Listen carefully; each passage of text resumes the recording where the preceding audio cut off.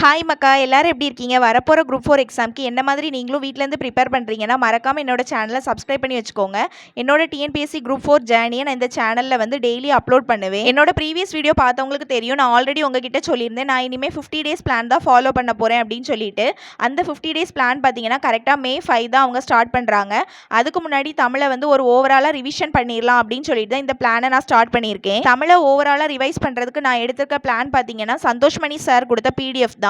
அந்த பிடிஎஃப்ல பார்த்தீங்கன்னா syllabus wise page நம்பரோட கொடுத்துருப்பாங்க எங்கெங்கே படிக்கணும் அப்படின்னு சொல்லிட்டு.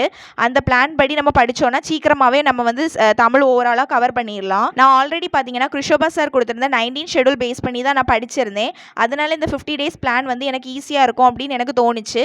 ஏன்னா அங்கே கவர் பண்ணதை தான் இங்கே ரிவிஷன் மாதிரி கொடுப்பாங்க. ஸோ இதனால் நமக்கு வந்து ஈஸியாக தான் இருக்கும்.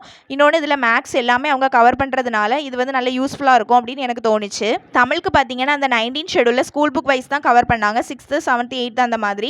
இப்போ பார்த்தீங்கன்னா சிலபஸ் வைஸ் கவர் பண்ணுறாங்க. நான் ஆல்ரெடி புத்தா புக்கை ரிவைஸ் பண்ணுறதுனால இந்த சிலபஸ் வைஸ் படிக்கும்போது எனக்கு ரொம்ப யூஸ்ஃபுல்லாக இருக்கும்னு சொல்லிட்டு தான் இந்த 50 டேஸ் பிளானில் ஜாயின் பண்ணேன். மேக்ஸ்க்கு நான் என்ன ஃபாலோ பண்ணுறேன்னு நிறைய பேர் கேட்டீங்க. நான் நாகா நோட்ஸ் தான் மேக்ஸ்க்கு ஃபாலோ பண்ணுறேன் பார்த்துக்கோங்க.